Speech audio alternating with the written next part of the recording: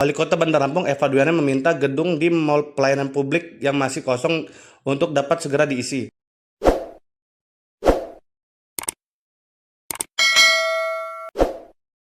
Hal itu dikatakan seusai menemani kunjungan Wakil Menteri Pendahuluan Aparatur Negara dan Reformasi Birokrasi Purwadi Arianto di Mall Pelayanan Publik Kota Bandar Lampung Kamis 24 Juli 2025. Terima kasih kepada semua OPD yang luar biasa memberikan pelayanan terbaik, staf dari semua pelayanan yang ada di sini. Tapi jangan lupa, terus kita ingatkan bahwa pelayanan itu yang utama.